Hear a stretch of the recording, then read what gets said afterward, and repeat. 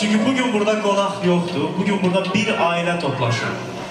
İnfak Cəmiyyətinin simasında gözəl bir ailə və mən istərdim bugünün səbəbkarları, təşkilatçılarını çağırıblar. Beləliklə İnfak Cəmiyyətinin əsas simaları Rüfət, Züleyxa, Seymur, Güney və təbii ki Gülnar.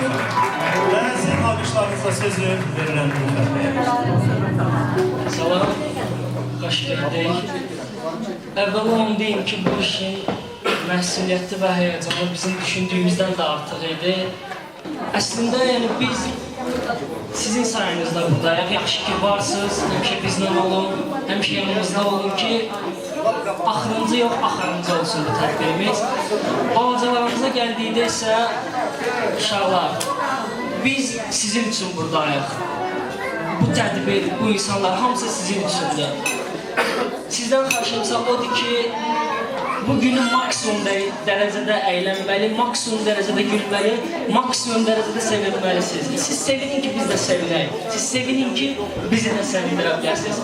İnanın ki, buradakı gələnlər sizin gülüşünüzə görə gəlib. Ki, o gülüşü bizdən əksi eləmək.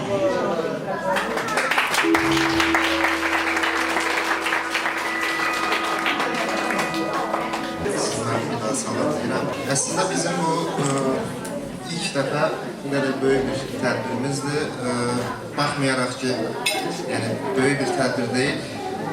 Amma burada məqsədimiz qeyri-peşəkar, həvəskar da olsa, sizin uşaqlar sevincinizə bir katkıda olmaq idi. Bugünün mən sizə deyim, dadını çıxardın, bugün gözəl əylənin, hər şeyi unudun və bayram əhvalimiyyəsi ilə burada baxın. Sağ olun.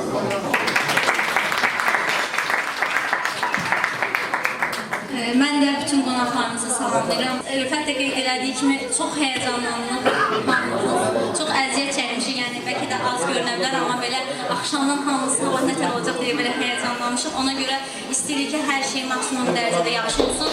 Təbii ki, körpələrimiz üçün bura gələn hamıya, bizə dəstək olan uşaqlarımıza, valideynlərimizə, arkada bizə dəstək olan bütün dostlarımıza təşəkkür edirəm. Çox sağ olun.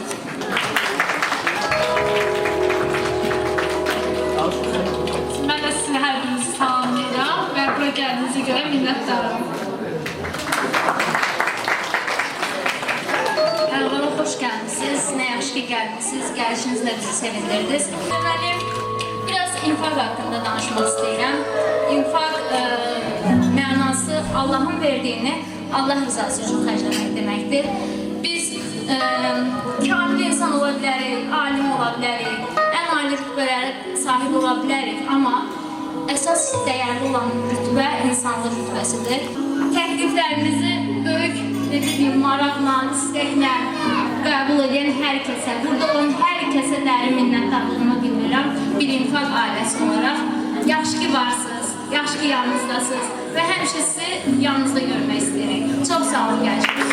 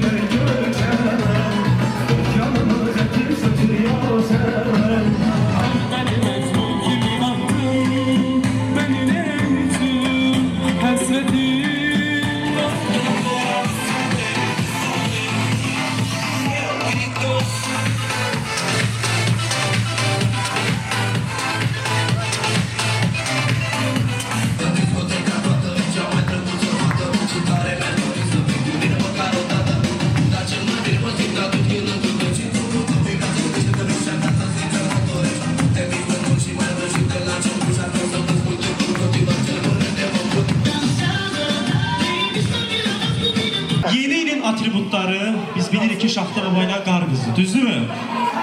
Bəs Novruz bayramının atributları deyə bilərsinizmi? Kim? Köçənlər, Nədir? Novruz, Novruz, bahar, ay bahar. Almışlar gözəl düşənci. Ay